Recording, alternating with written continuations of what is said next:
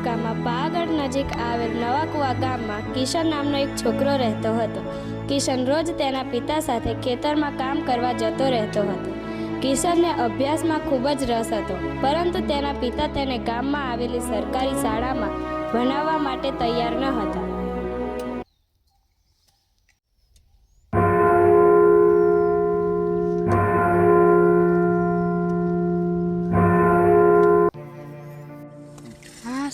ઘંટડી વાગી ગઈ. હવે જરાક રાહત. ઘંટડી તો વાગી ગઈ, પણ હું તો હજી અહીંયા જ છું પિતાજી. હવે એવું ન બોલ કિશન, તારા વિના કામ કેમ પૂરું થાય? શહેરમાં ખાનગી શાળામાં ભણવાના પૈસા આપની પાસે ક્યાં છે? તારે છેલ્લે તો ખેતી જ કરવાની છે ને. પણ પિતાજી, માધવી તો કહેતી હતી કે સરકારી શાળામાં બધું મફત છે, અને ત્યાં તો... બસ કર હવે, એ સરકારી શાળાઓની જૂની વાત. ત્યાં સારું ભણાવતા હશે? ભલે મફત હોય, પણ ગુણવત્તા વગરનું શિક્ષણ શું કામનું? ચાલ હવે આ કામ પતાવ.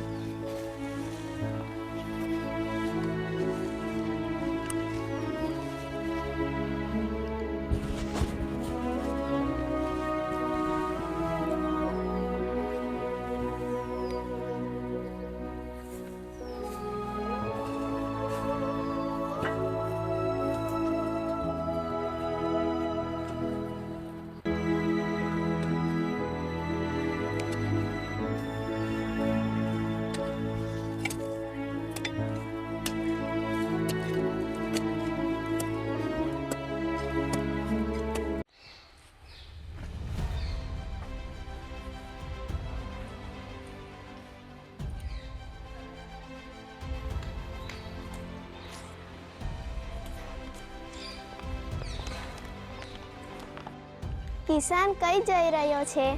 હું ખેતરેથી કામ કરીને હવે ઘરે જતો છું. કિશન, તું ફરીને આવ્યો? તારો નંબર લેસનમાં મિસ થઈ ગયો. શું કરો માધવી? પિતાજી કહે છે કે ખર્ચો પોસાશે નહીં અને સરકારી શાળા સારી નથી. તારા પિતાજીને કહી દે કે ગુણવત્તા વગરની વાત હવે જૂની થઈ ગઈ છે. સરકારી શાળામાં આવવાના 5 મોટા ફાયદા: સંપૂર્ણપણે મફત શિક્ષણ, તારી કોઈ ફી લેશે નહીં. પોષણનો ખજાનો, રોજ મધ્યાહન ભોજન મળે છે, કોઈ ખર્ચ કર્યા વગર તને હેલ્ધી ફૂડ મળે. જો આ સ્વાધ્યાયન પોથી છે, આ પાઠ્યપુસ્તક છે, આ યુનિફોર્મ છે, આ સરકારે મફત આપ્યા છે, ખર્ચ 0. ટેકનોલોજી અને જ્ઞાન, આપણા ક્લાસરૂમમાં ડિજિટલ સ્ક્રીન છે, માસ્ટર સાહેબ વિડીયો બતાવીને સમજાવે છે.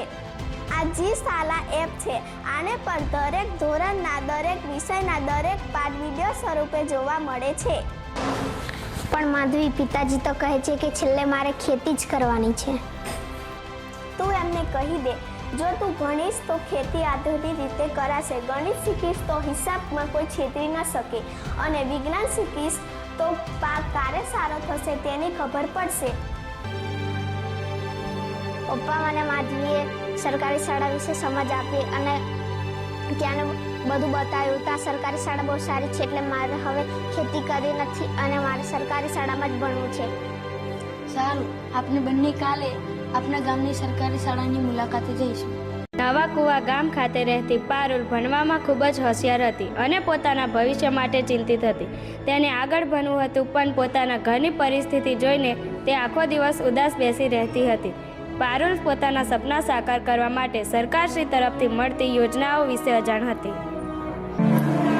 અરે પારુલ દીદી, તું કેમ ઉદાસ છે? જો મારા ધોરણ 6 ના બધા પાઠ્યપુસ્તકો અને નોટબુકો મફતમાં મળી ગયા, 1 પણ રૂપિયાનો ખર્ચ નથી થયો.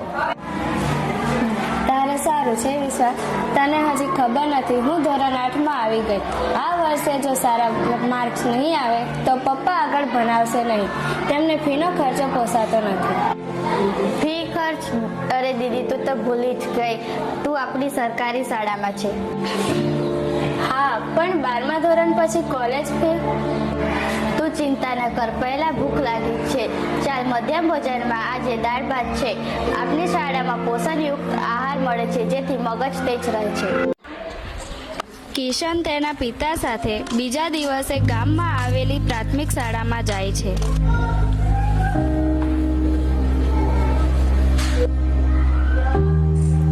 આવો, બેસો.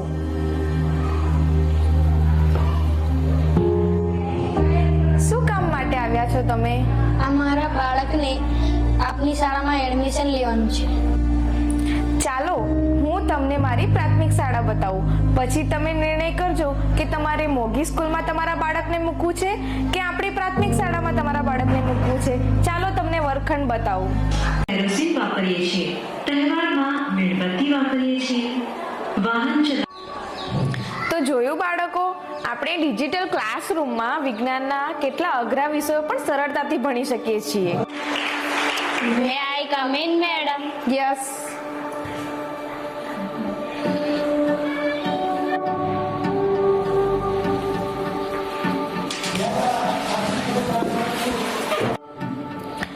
પારુલ, તું કેમ ચિંતામાં છે? મેડમ, હું આગળના શિક્ષણ અને ખર્ચની ચિંતા કરું છું. પારુલ, ધ્યાનથી સાંભળ. તારા જેવા મહેનતુ બાળકો માટે સરકારે ખાસ યોજનાઓ મૂકી છે.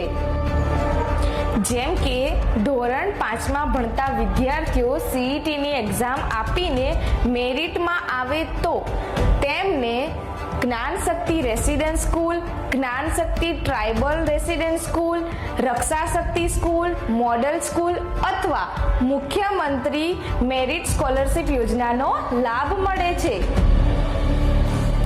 ધોરણ 8માં ભણતા વિદ્યાર્થીઓ માટે મુખ્યમંત્રી જ્ઞાન સાધના એક્ઝામ આપીને જો તેઓ મેરિટમાં આવે તો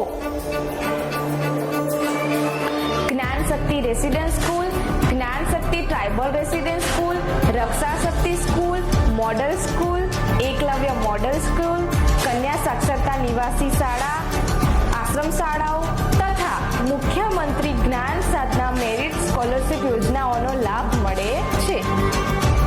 નમો લક્ષ્મી યોજના.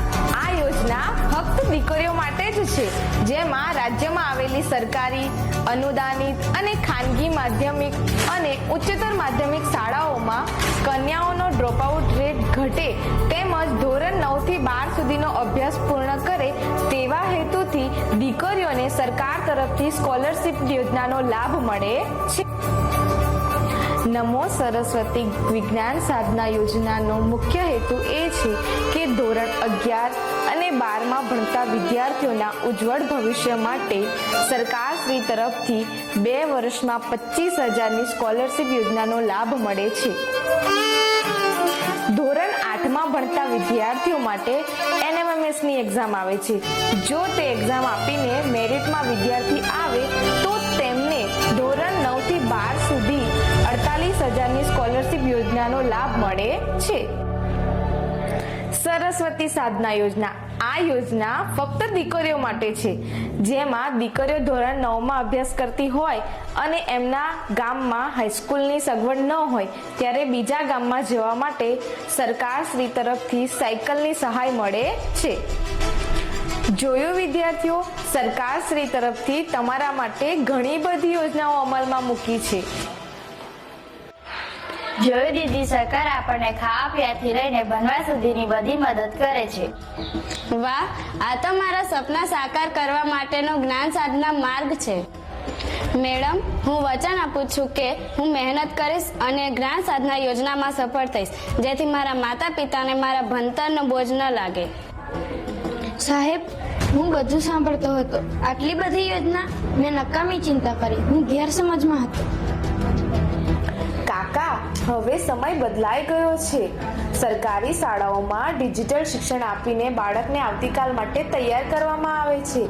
અહીં સમાજ અને જ્ઞાન વચ્ચે સેતુ બનાવવામાં આવે છે, જ્યાં ગરીબ કે અમીર વચ્ચે કોઈ જ ભેદ નથી. નવા કુવા ગામમાં જુહી નામની એક છોકરી રહેતી હતી.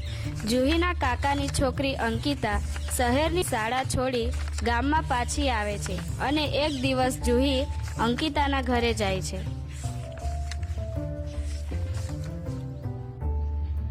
અરે અંકિતા, તું અહીં પાછી ક્યારે આવી? શહેરની એ મોટી પ્રાઇવેટ સ્કૂલમાંથી કેમ આવી ગઈ? ત્યાંના બાળકો મારી મજાક ઉડાવતા કે હું ગામડામાંથી આવી છું. તો તું હવે અમારી સરકારી શાળામાં આવી જા ને. અમારી ગુરુમાં તો પણ માતાજી કહે છે કે સરકારી શાળા જૂની હોય અને ત્યાં કોઈ સુવિધા ના હોય. આ ખોટી માન્યતા છે. ચાલ હું તને આપની શાળા બતાવું. ત્યાં તને મોબાઈલ નહીં પણ મમતાથી ભણાવવામાં આવે છે. જુહી તો અંકિતાને બાળકો, પોતાની મેં સરકારી સમજાવેલા પ્રાથમિક વર્ગ શાળામાં લઈ યાદ જાય છે. રાખજો. દરેક બાળકને જ્યાં ભૂલ પડે ત્યાં હું ફરીથી સમજાવી. જોયું, ગુરુમાં બધાને નામથી બોલાવે છે. હવે બીજું જો, આ છે આપનું બાળ વૃક્ષ. અહીં રંગીન અને નવી વાર્તાઓની ચોપડીઓ છે. ના, ત્યાં તો બસ મોટી મોટી કિતાબો હતી. અને આ જો, સફાઈ પર કેટલું ધ્યાન આપવામાં આવે છે. અને સૌથી મોટી વાત, તે આપને માત્ર ભણાવતા નથી પણ પ્રાર્થના અને વાતો દ્વારા સારા સંસ્કાર અને નીતિમત્તા પણ શીખવે છે. ખરેખર તો મમતાથી ભણાવવું એ જ સાચું શિક્ષણ છે. ગુરુમાં મારી ભૂલ થઈ ગઈ. કાકી, હવે ગામડાની સરકારી શાળાઓ બદલાઈ ગઈ છે. આધુનિક સુવિધા અને ટેકનોલોજી માત્ર હવે શહેરમાં જ નથી. અમે બાળકોના ભવિષ્યનું ધ્યાન રાખીએ છીએ. અહીં શિક્ષણ, યુનિફોર્મ અને પુસ્તકો બધું જ મફતમાં મળે છે. અમે બાળકોને ગામની સંસ્કૃતિ અને ભાષા સાથે જોડીને ભણાવીએ છીએ, જેથી તેમનો આત્મવિશ્વાસ વધે. માતાજી, મને અહીં જ ભણવું છે. અહીં ગુરુમાં મારા બધા સવાલોનો જવાબ આપે છે અને બધા મિત્રો મારી મજાક પણ નથી ઉડાવતા. ગુરુમાં આજથી અંકિતા અહીં જ ભણશે. મને આજે સમજાયું કે શિક્ષણનો આધાર ફી નહીં પણ શિક્ષકનો પ્રેમ અને સમર્પણ હોય છે. ગામના વાલીઓ, હવે જૂની માન્યતાઓ છોડી દો. તમારા બાળકોને મફત, ગુણવત્તાયુક્ત, આધુનિક અને સંસ્કારી શિક્ષણ આપવા માટે સરકારી પ્રાથમિક શાળાઓ જ શ્રેષ્ઠ માર્ગ છે. તમારા બાળકનું ભવિષ્ય અહીં સુરક્ષિત છે. બાળકોના જીવનનું પ્રથમ પગથિયું એ પ્રાથમિક શિક્ષણ છે.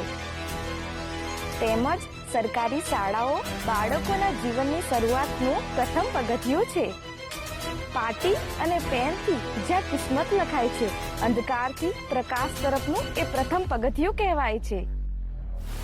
જ્યાંથી શરૂ થાય છે સંસ્કાર અને શિક્ષણની સફર, એ જ છે પ્રથમ પગથિયું, જે બદલશે આખું ગામ. ભણશે ગુજરાત, જીતશે ગુજરાત યોજનાઓનો લાભ લેતા આગળ વધશે ગુજરાત.